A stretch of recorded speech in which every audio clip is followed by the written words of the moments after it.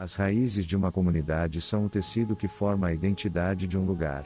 Ao entendermos nossa história, podemos compreender melhor quem somos e de onde viemos. Por isso resolvi por meio deste trabalho buscar e explorar a história do lugar onde cresci, e os convidou a compartilhar as historias que moldaram o imaginário do local onde vivo. Espero que vocês reflitam sobre as suas origens e a importância de preservar nossa herança cultural.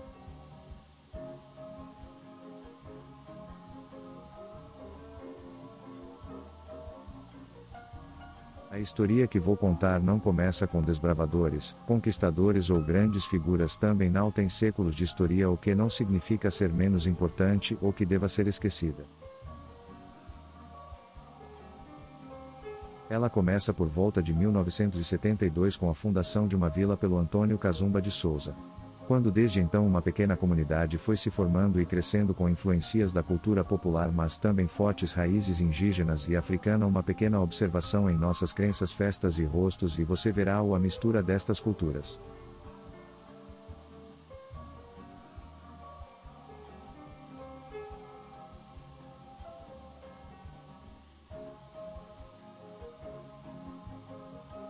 A palavra Kazumba possui muitas origens do Bumba meu boi. O Kazumba é um ser mágico, que não é homem, mulher nem animal, e que tem um papel importante nas celebrações.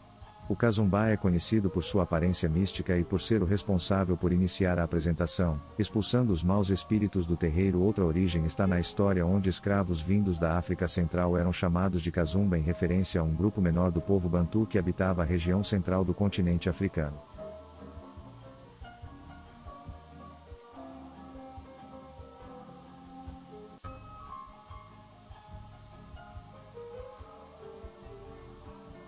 Muitas vezes acabamos buscando entre nós as soluções para questões de saúde. Além dos remédios naturais que herdamos do conhecimento de nossos antepassados, a religião misticismo se manifesta muitas vezes por meio de rezas com galhos de peão e uso de práticas que mais se parecem com rituais místicos. Ainda que não seja o ideal, em muitos casos essas opções são mais rápidas e fáceis de se obter do que o próprio serviço de saúde. Com comércios, salões de beleza, manicure, botecos e profissionais de várias áreas, pode-se dizer que temos um pouco de tudo, mantendo uma pequena economia local que beneficia a região do entorno, fornecendo serviços e mão de obra para muitas áreas, o que traz dinheiro, recursos e oportunidades de emprego para a vila. Originalmente formada apenas pelas ruas Monsenhor Hipólito e Recanto da Amizade, hoje a comunidade é reconhecida ocupando um território bem maior no meio de várias avenidas, entre elas a Desembargador Gonzaga, Rogaciano Leite e José Leão. A região situada na extremidade do bairro Cidade dos Funcionários com o limite do bairro Jardim das Oliveiras, abriga um grande número de famílias que em alguns casos possuem suas casas há algumas gerações.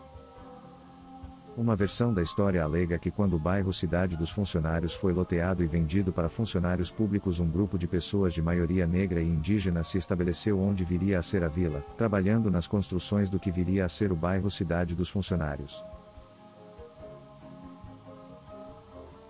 O amor pelo futebol está fortemente presente, em especial pelos rivais Ceará e Fortaleza, que alimentam uma rivalidade entre duas partes da vila que assimilou velhas rivalidades à torcida pelos times. Essa rivalidade já gerou casos de violência e brigas. Apesar de hoje não haver tantas agressões, a rivalidade se faz presente. Esse rancor gera uma subdivisão entre duas regiões da comunidade que é alimentada pelas partidas de futebol e em alguns casos brigas entre famílias que mantêm sua inimizade há alguns anos. Em Cerro está a mostra das raízes da minha comunidade, história, tradição, rivalidades, crenças, cultura e sonhos que nos unem. Lembremo-nos de que nossas raízes são a base para o crescimento e o futuro. Honremos nosso passado, celebremos nosso presente e construamos um futuro próspero para todas as gerações. Que as raízes de nossa comunidade sejam sempre fonte de inspiração, identidade e força, e que não a troquemos por algo estrangeiro que não possui ligações com nossa terra. Agradeço à instituição pela oportunidade de divulgar meu trabalho e principalmente à plateia por tê-lo apreciado.